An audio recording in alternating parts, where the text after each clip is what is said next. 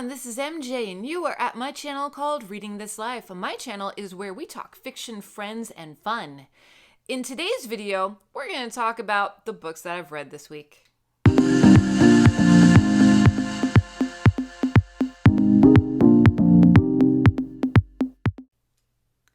remember, before we get started too, give this video a thumbs up. Let me know, are you participating in the Read What You Own challenge? I am. And I'm doing an okay job so far. So, this past week, of course, as a mood reader, nothing went as planned. Okay, so a while back, I did a reread of A Psalm for the Wild Built. This is a book that I read last year. It's one of my top-rated books. This is the story by Becky about the adventures of a monk and a tea monk and a robot.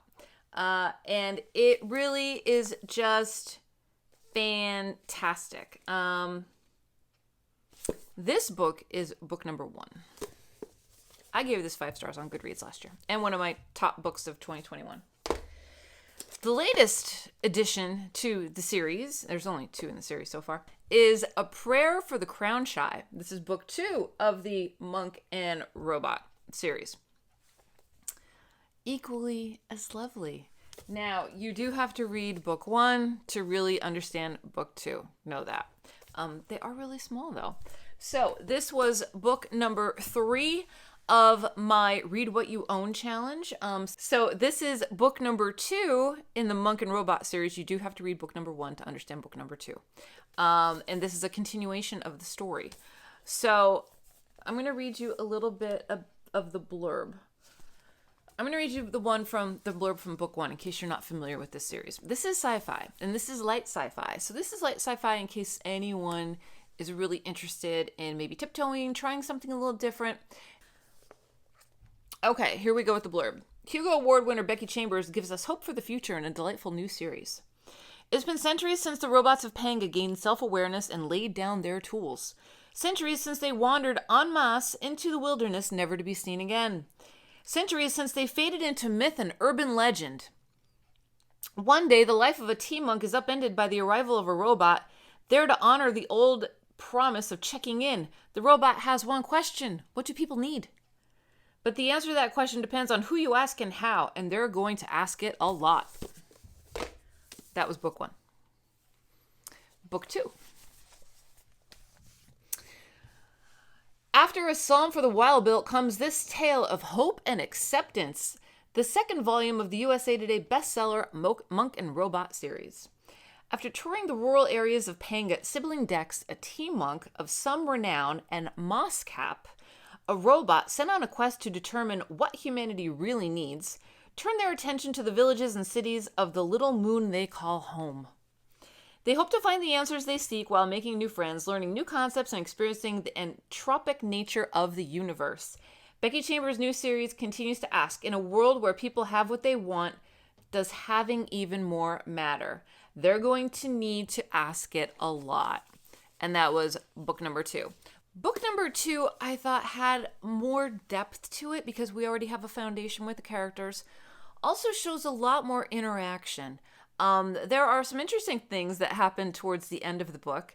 And it seems as if the adventures of Mosscap and sibling Dex really do get into a little bit of fame, I guess you might want to say.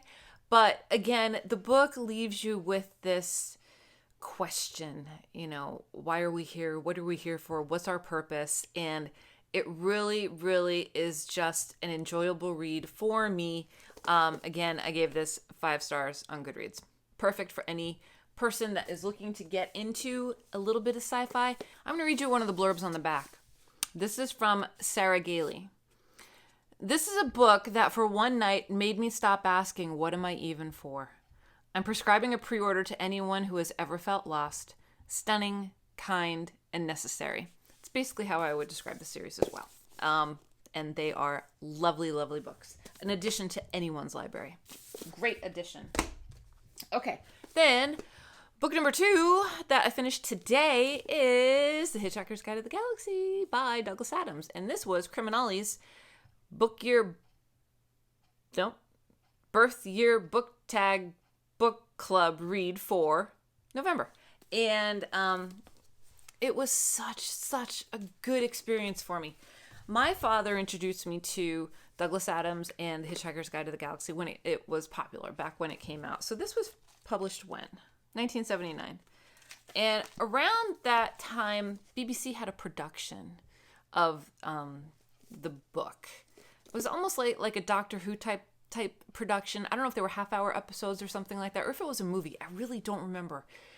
But I remember watching it, and I remember for the first time seeing Zaphod Beeblebrox, and honest to goodness, I was like in love.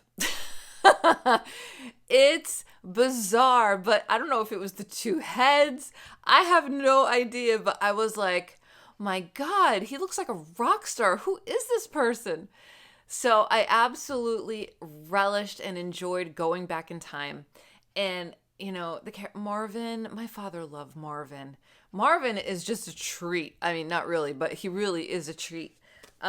This, again, if you aren't into sci-fi and you want to get a little bit deeper, maybe put your toe in just a little bit further, this is fantastic because there's humor with it too.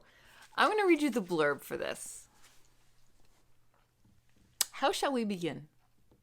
This is the story of a book called The Hitchhiker's Guide to the Galaxy, not an Earth book, never published on Earth, and until the terrible catastrophe that occurred, never seen or even heard by any Earthman, nevertheless wholly a remarkable book.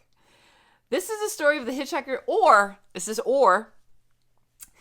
the story of The Hitchhiker's Guide to the Galaxy, a #1 bestseller in England, a weekly radio series with millions of fanatic listeners, and soon to be a television spectacle on both sides of the Atlantic Ocean. That's when I fell in with it, when it was a television spectacle. Or again, this is the story of Arthur Dent, who seconds before Earth is demolished to make way for a galactic freeway, is plucked off the planet by his friend Ford Prefect, who has been posing as an out-of-work actor for the last 15 years, but is really a researcher for the revised edition of The Hitchhiker's Guide to the Galaxy. Together, they begin a journey through the galaxy, aided by quotes from The Hitchhiker's Guide to the Galaxy, with the words "Don't Panic" written on the front. A towel is about the most massively useful thing an interstellar hitchhiker can have. In their travels, they meet Zaphod Beeblebrox, Trillian, Marvin, Veet, I'm just going to say Veet. To answer these burning questions: why are we born? Why do we die? And why do we spend so much time in between wearing digital watches? It's just fun. This is just fun. It's 200 and some pages. You know, I had little nibbles all throughout the week, and I'm telling you, it took me right back to when I was a kid. Highly recommended. I gave it 5 stars. Love it. This is the first book in a series if you want to keep going with it. I have my omnibus downstairs, so yeah, I don't know if I'm gonna carry on with that. I don't think so. I'm just gonna read this one and maybe in the future pick up the second one. Okay, and then Andy Warhol isms. It's a book. It's short. I knocked it out. Yeah, why not? This was great. It has different topics. We have life, culture, art, film, and technology, people and places. It's 100 and some pages. There's like 3-4 quotes on every single page. So yes, and it counts. So this is book number 4 in the challenge. And this is book number 5. I got 20 to go, people. So I think for this week, I'm gonna start the. I didn't open Alice Feeney. I just didn't feel it. I didn't feel like reading it. I may pick up one that I haven't finished. I may do The Ninth House. Let me grab it from my mood trolley. So I may do The Ninth House. I have about 50% of this read, so it's not going to be too bad. And I remember reading it. I don't know what happened. I think I just rolled into the holidays, and I'm like, don't feel like picking it up anymore. But I need to finish it because the book number 2 is coming out. So I think I'm going to put this on the list for this week. And I may start Wild, the story about Peter Beard, because I need to read that. it sounds really, really good. So yeah, so this week was actually pretty interesting. A lot of robots, and I'm okay with that. And Dracula, you know. So that's where we are. Okay. So that is everything that I've read this week. I hope you are all doing well and you are picking awesome things to read. And let me know in the comment section down below. Are you participating in this challenge, the Read What You Own challenge? Some people are 10 books in, some people are 10 books in, some people are 1 book in, but I just think it's awesome. And I'm really starting to feel comfortable with it. I was getting a little freaked and a little freak out, but having the books that I want to read around me is making me feel comfortable and comforting. So I think that's okay because I have plenty to read. I'm not going to run out of anything. I also have a library book that I just got in last week that I want to finish. And that is Our Wives Under the Sea. Yeah, I didn't finish it. It was on hold forever. Finally got it back, so I'm going to finish it. And that's really good. So yeah, and that would not count towards the challenge. These, Ninth House and Wild will count towards the challenge because I owned them before the challenge started. The library book, that just counts as a book that I read this year. Okay, so that's it here from me, everyone. I hope you are all doing well. Make sure you're taking care of yourself so you can take care of others. And I will see you in my next video, whether it be sooner rather than later. So until next time, goodbye for now.